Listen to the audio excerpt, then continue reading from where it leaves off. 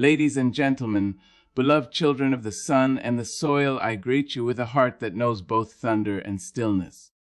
Today, I want to speak about something we often whisper about but rarely sing out loud: a woman with no friends. And I hope you'll lend me not just your ears but your hearts, because somewhere, perhaps even inside you, lives this woman, alone but not broken, solitary but not silent. There is a kind of silence most people are afraid to meet, the kind that echoes when you enter a room and no one calls your name, the kind that waits for you when your phone doesn't ring, when no invitation arrives, when birthdays pass without balloons or cheers. But for the woman who has no friends, this silence is not a curse. It is the soil from which her strength begins to rise, because loneliness, when faced and not feared, becomes a fire that refines, not destroys. You see, the world has taught us that to be alone is to be less. But the truth is, some of the most powerful transformations happen in the absence of applause. When you walk alone, you begin to hear a voice no one else can hear, your own. You learn to listen to the quiet rhythm of your breath, the subtle stirrings of your soul. You no longer wait to be seen because you start to see yourself. And that seeing, that deep, unflinching gaze inward, becomes the foundation of your strength. Because when there is no one else to lean on, you discover the sacred weight of standing tall on your own 2 feet. Not because you want to, but because you must. And in that necessity, power is born. The woman with no friends is not weak. She is not broken. She is in the making. She is becoming the kind of woman who no longer crumbles under the weight of rejection, who no longer shatters from silence. Instead, she begins to stretch and expand into the fullness of who she really is, without permission, without performance, and without needing anyone to approve of her becoming. That's not weakness.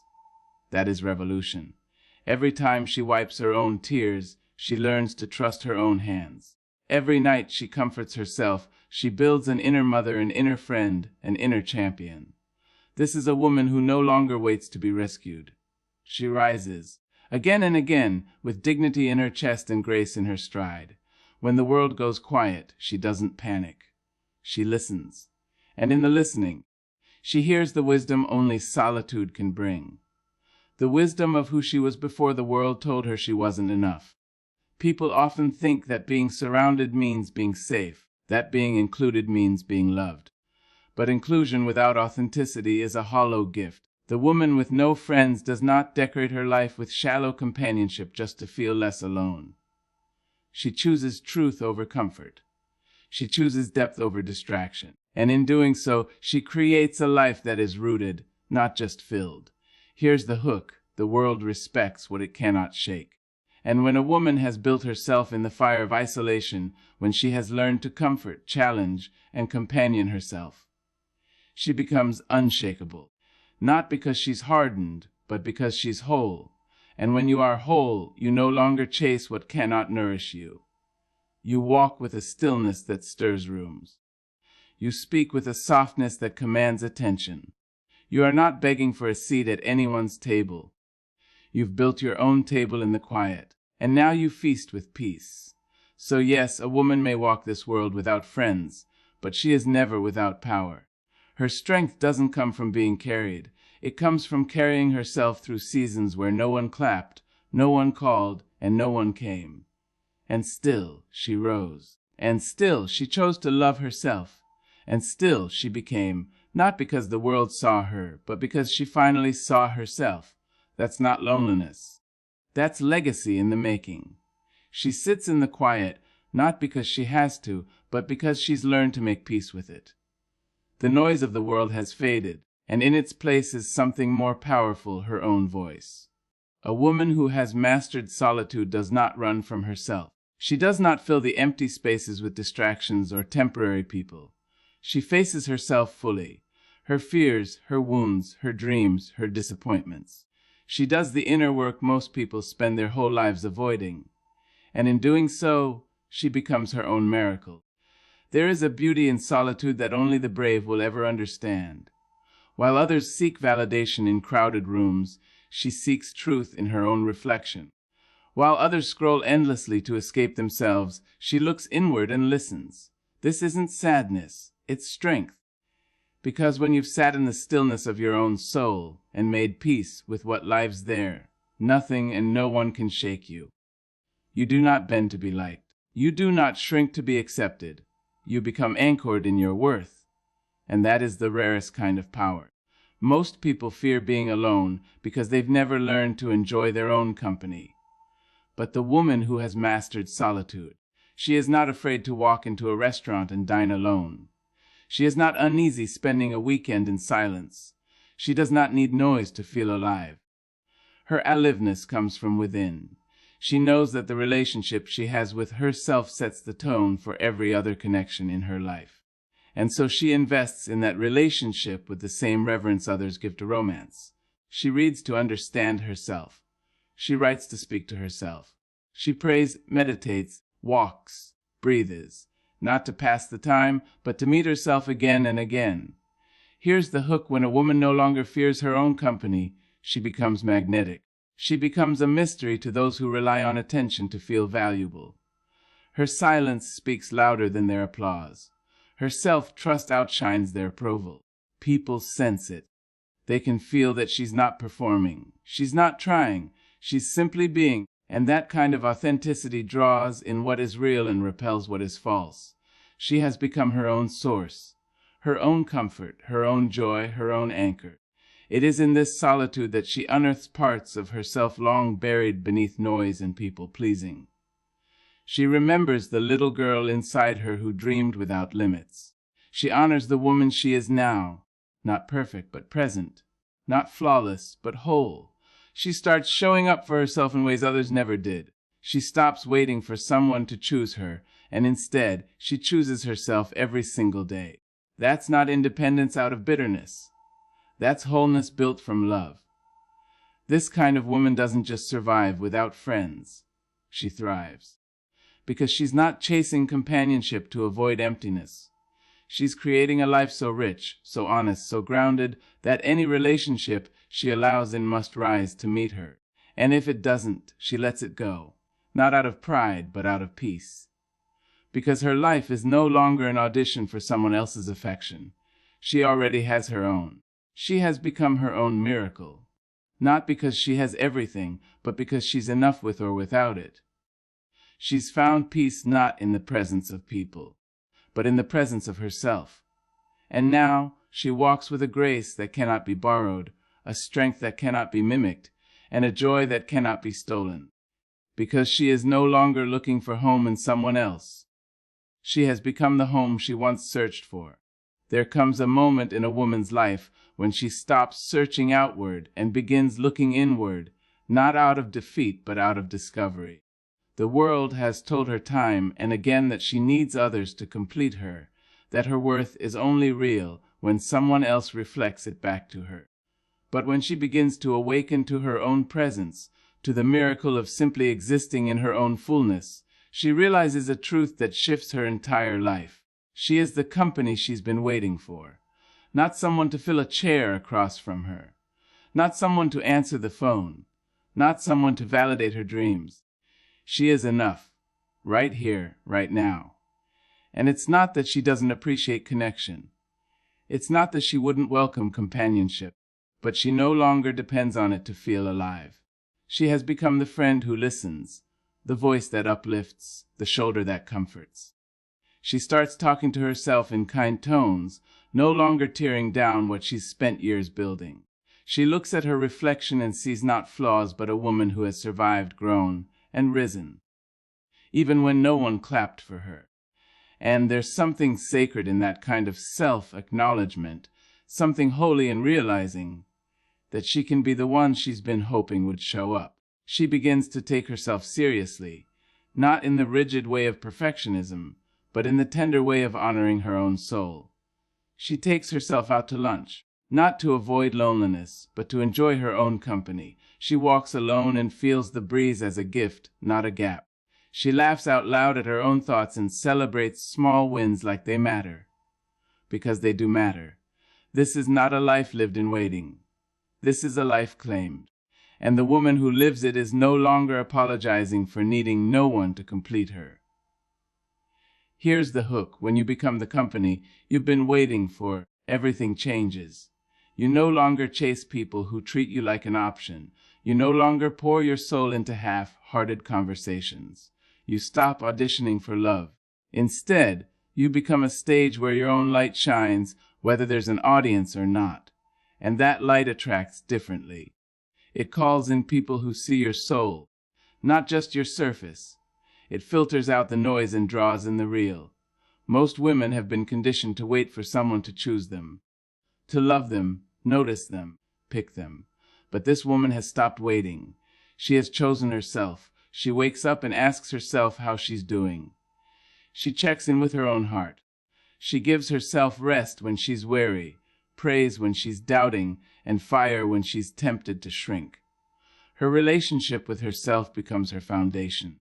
And from that place of strength, all other relationships must either grow with her or fall away. There is no more space for anything that drains what she has fought so hard to restore.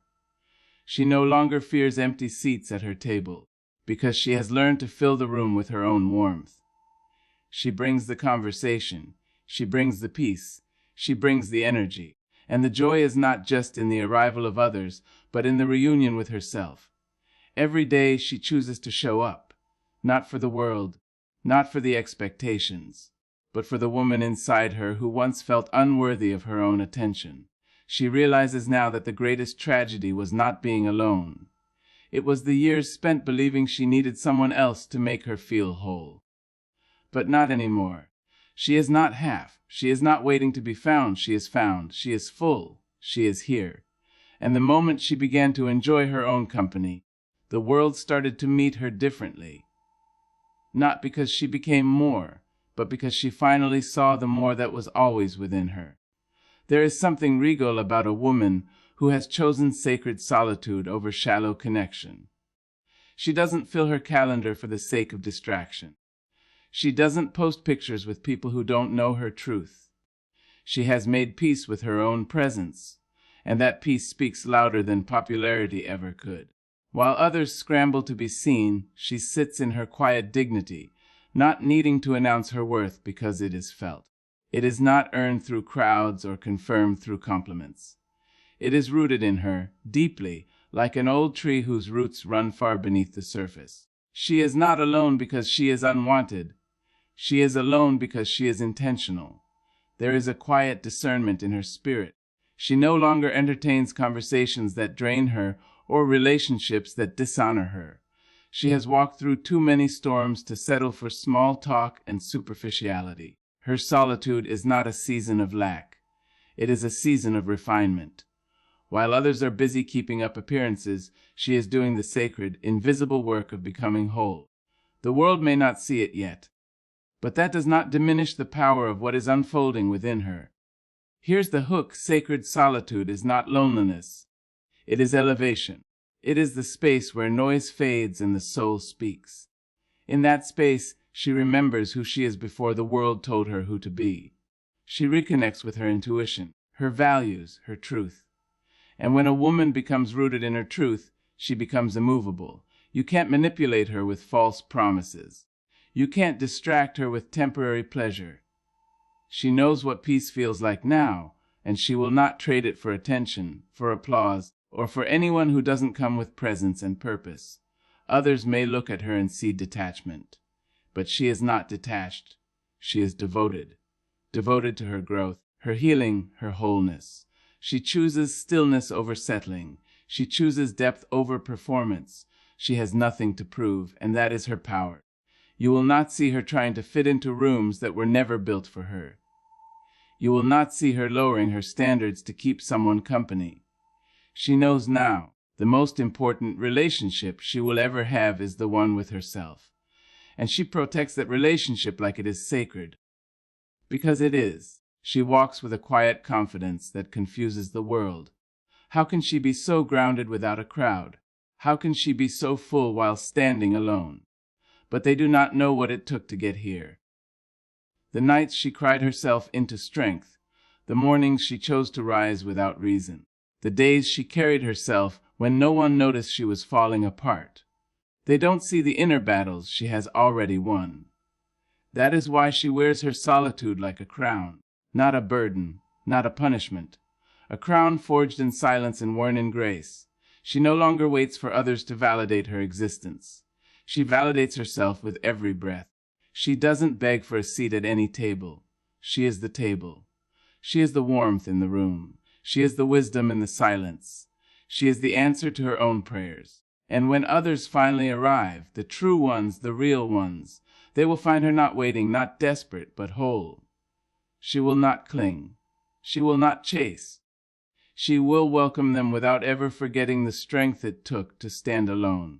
Because the woman who has chosen sacred solitude has remembered something the world tried to make her forget. She is the source, not the seeker.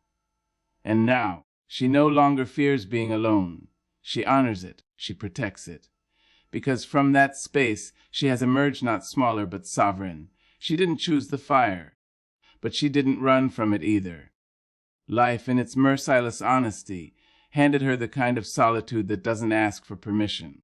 And while others watched her from a distance, assuming she was simply alone, what they didn't see was what was happening within her. Inside that quiet, something sacred was being forged. From the fire of isolation, she wasn't burning, she was becoming. Because not all flames are meant to destroy, some are meant to refine. And the woman who walks through that kind of fire and stays standing doesn't come out the same. She comes out changed. She comes out resin. There is a strength that can only be born in silence, a resilience that is carved not by comfort but by confrontation, with pain, with truth, with the aching absence of those who should have stayed. She's faced rooms where no one called her name. She's eaten meals in silence that once echoed with laughter. She's woken up day after day without a single person asking how she was doing, and yet she moved forward, not bitter but wiser, not broken but rebuilt. She stitched herself back together with her own two hands, and every scar is now a signature of her survival. Here's the hook. A woman who has rebuilt herself without witnesses becomes unstoppable. Because she no longer needs someone to carry her. She has become her own foundation. She doesn't need cheering crowds because her soul remembers what it felt like to rise without a sound. And when you've known the fire and didn't flinch, the world loses its ability to scare you. You become dangerous in the most beautiful way, not because you seek destruction, but because you now know how to walk through it with grace. Others may call her distant, but that's because they've never lived through what she has. She's not guarded, she's wise. She's not cold, she's clear. There's a difference between someone who avoids people out of fear and someone who has learned to protect her peace because it cost her too much to earn it. And she has paid, with tears, with nights that felt endless, with seasons of silence that nearly convinced her she didn't matter. But she does matter, and now she knows that fully. No one can take it from her, because no one gave it to her. She found it in the ashes, in the emptiness, in the sacred heat of becoming. She walks differently now. She doesn't rush. She doesn't chase. She knows the value of energy, and she does not give it away cheaply. If she invites you into her world, it's not out of desperation. It's out of discernment, because she's no longer looking to be saved. She's already saved herself, and any relationship that enters her space now must honor the work she's done, the fire she's survived, and the woman she's become. She does not wear her past like a wound. She wears it like armor, not to guard her heart, but to remind her of how far she's come. The fire didn't just test her, it taught her. It taught her who was real. It taught her what mattered. It stripped away the illusions and left only the truth. And the truth is, she is still here, not by accident, but by endurance, by courage, by a quiet rebellion against the idea that she needed anyone else to make her whole.